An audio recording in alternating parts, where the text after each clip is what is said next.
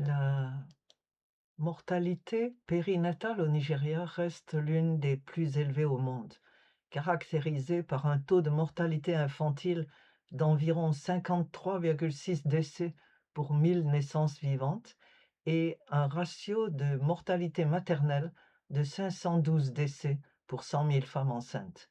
Ce lourd bilan humain s'explique par des défaillances structurelles majeures, euh, le manque de d'hôpitaux et de maternités équipés.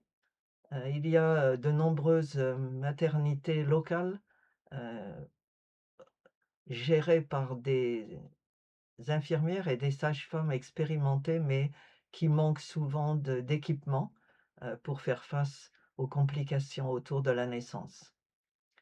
Euh, et j'ai vu moi-même des exemples de cela avec dans une maternité locale, un enfant dont la grand-mère venait d'annoncer la naissance et qui est décédé dans les 30 minutes.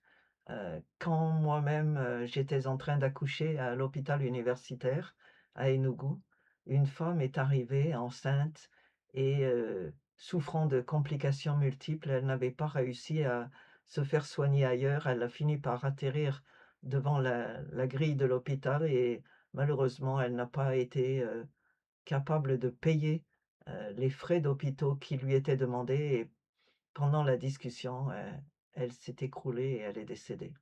Et je me souviens ce jour-là, tout le monde à l'hôpital commentait cet accident terrible.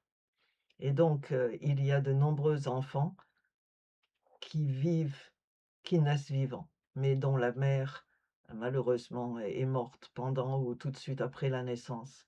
Un des enfants que nous avions élevé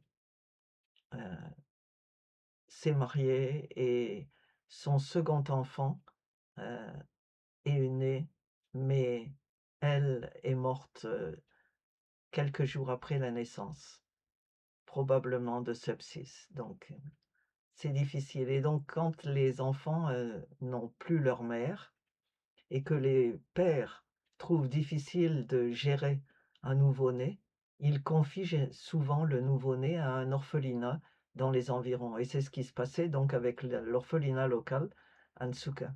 Beaucoup de ces orphelins n'étaient pas des orphelins de père. Et donc après 2 ans, peut-être 3, la famille venait les récupérer. Et donc le centre des enfants, le centre de loisirs des enfants au campus, à UNN, avait organisé des visites du centre à l'orphelinat. Le centre avait un bus et nos enfants et beaucoup d'autres du centre sont allés chaque semaine visiter l'orphelinat.